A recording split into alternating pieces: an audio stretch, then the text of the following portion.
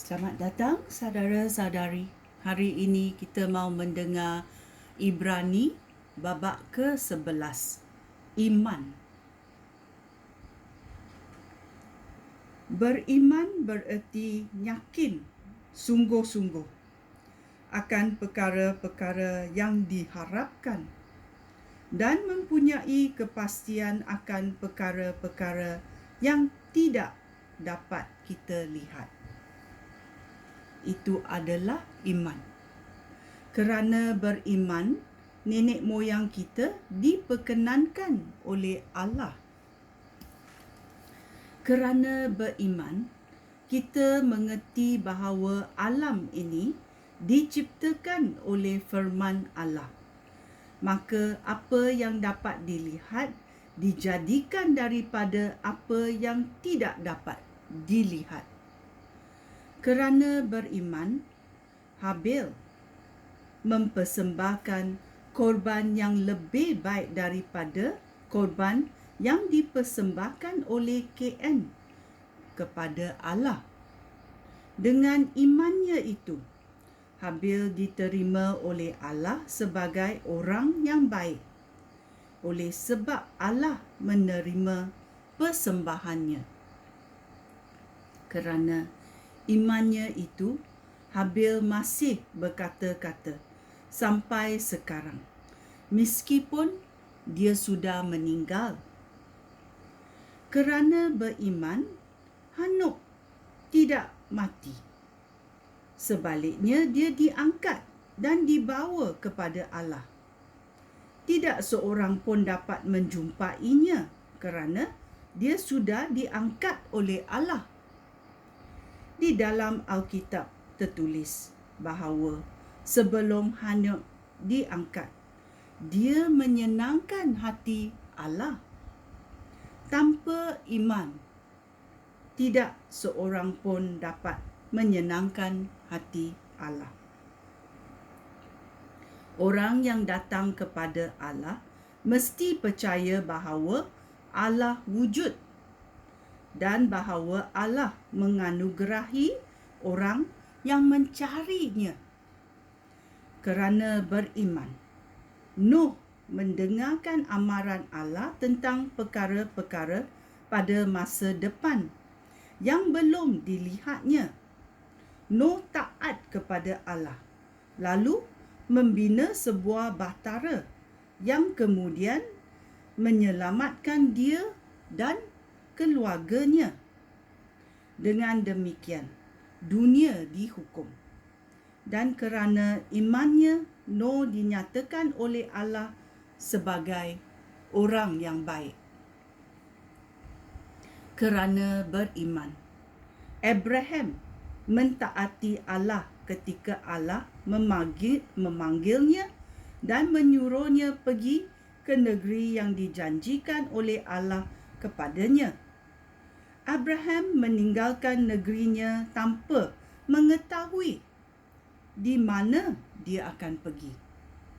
Kerana beriman, Abraham tinggal sebagai orang asing di negeri yang dijanjikan oleh Allah kepadanya. Dia tinggal di kemah dengan Ishak dan Yakub yang menerima janji yang sama daripada Allah. Hal itu demikian kerana Abraham sedang menantikan kota yang kekal, kota yang dirancang dan dibina oleh Allah. Kerana beriman, Abraham dapat menjadi bapa meskipun dia sudah sangat tua dan Sarah pun mandul. Abraham yakin bahawa Allah akan menepati janjinya. Meskipun Abraham pada masa itu sudah mati pucuk, tetapi dia mendapat keturunan sebanyak bintang di langit dan pasir di pantai.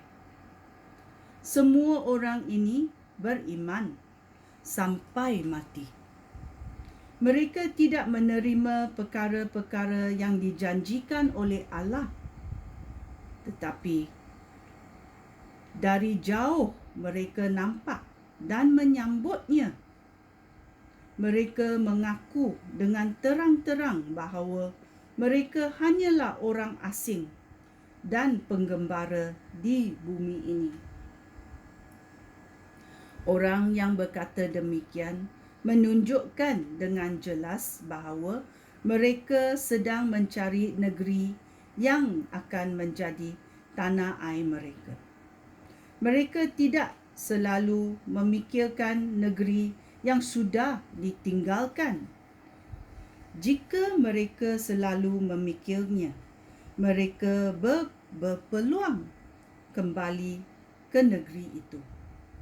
Sebaliknya, mereka merindukan sebuah negeri yang lebih baik, iaitu negeri yang di syurga. Itulah sebabnya Allah tidak malu apabila mereka menyebut Dia sebagai Allah mereka, kerana Allah sudah menyediakan sebuah kota untuk mereka. Kerana beriman, Abraham mempersembahkan anaknya Ishak sebagai korban ketika Allah menguji Abraham. Allah memberikan janjinya kepada Abraham. Namun Abraham bersedia mempersembahkan anaknya yang tunggal sebagai korban. Allah sudah berfirman kepadanya, melalui Ishak engkau akan beroleh keturunan yang aku janjikan. Abraham yakin bahawa Allah berkuasa membangkitkan Ishak daripada kematian. Oleh itu, boleh dikatakan Abraham sudah menerima Ishak kembali daripada kematian. Kerana beriman, Ishak menjanjikan berkat untuk masa depan bagi Yakub dan Esau. Kerana beriman, Yakub memberkati setiap anak Yusuf sebelum Yakub meninggal. Yakub bersandar pada kepala tongkatnya dan menyembah Allah. Kerana beriman, Yusuf ketika hampir meninggal berkata tentang keluarnya orang Israel dari Mesir. Dia juga berpesan tentang apa yang harus dilakukan dengan jenazahnya. Kerana beriman, ibu bapa Musa menyembunyikan dia selama 3 bulan setelah dia lahir. Mereka lihat bahawa Musa bayi yang comel dan mereka tidak takut menentang titah raja. Kerana beriman, Musa sesudah menjadi dewasa tidak mahu disebut anak puteri Raja Mesir. Musa lebih suka menderita bersama-sama umat Allah daripada menikmati kesenangan hidup berdosa untuk sementara waktu. Musa berpendapat bahawa jauh lebih berharga menanggung hinaan bagi penyelamat yang diutus oleh Allah daripada mendapat segala harta negeri Mesir, kerana Musa mengharapkan pahala pada masa yang akan datang. Kerana beriman, Musa meninggalkan Mesir tanpa berasa takut akan kemukaan raja. Musa tidak mahu berpatah balik kerana seolah-olah dia sudah nampak Allah yang tidak kelihatan itu. Kerana beriman, Musa memulakan Paskah dan memberikan perintah supaya darah dipecikkan pada pintu agar malaikat maut tidak membunuh anak-anak lelaki sulung orang Israel. Kerana beriman, orang Israel dapat menyeberang Laut Merah, seolah-olah mereka berjalan di atas tanah yang kering. Ketika orang Mesir cuba menyeberang, mereka mati lemas di dalam laut itu. Kerana beriman, orang Israel menyebabkan tembok-tembok Yeriko roboh setelah mereka mengelilinginya selama 7 hari. Kerana beriman, Rahab, wanita pelacur itu, tidak turut terbunuh bersama-sama orang yang melawan Allah, kerana dia menyambut pengintip-pengintip Israel dengan ramah. Perlukah aku meneruskannya lagi?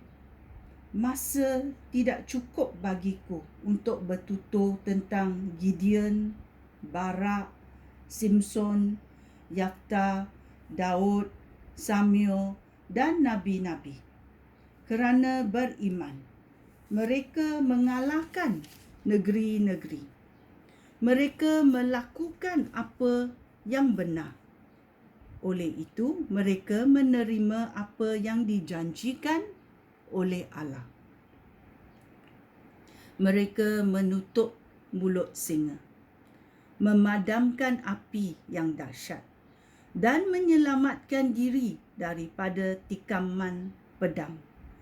Mereka lemah tetapi menjadi kuat. Mereka perkasa dalam peperangan dan mengalahkan pasukan-pasukan bangsa asing. Kerana beriman, kaum wanita mendapat kembali sanak keluarga yang sudah dibangkitkan daripada kematian. Ada pula yang rela diseksa sampai mati dan menolak untuk dibebaskan kerana ingin dihidupkan kembali bagi kehidupan yang lebih baik. Ada yang diolok-olok dan dicampur. Ada juga yang dirantai dan dipenjarakan. Ada yang direjam sehingga mati. Ada yang dipotong menjadi 2 dengan gergaji. Dan ada pula yang dibunuh dengan pedang. Mereka menggembara dengan berpakaian kulit domba atau kambing. Mereka miskin. Mereka dianiayai. Mereka diseksa. Dunia ini bukan tempat yang layak bagi mereka. Mereka menggembara seperti pelarian di padang gurun dan di bukit-bukit. Mereka tinggal di dalam gua dan lubang-lubang tanah. Alangkah besarnya kejayaan yang dicapai oleh semua orang itu kerana iman mereka.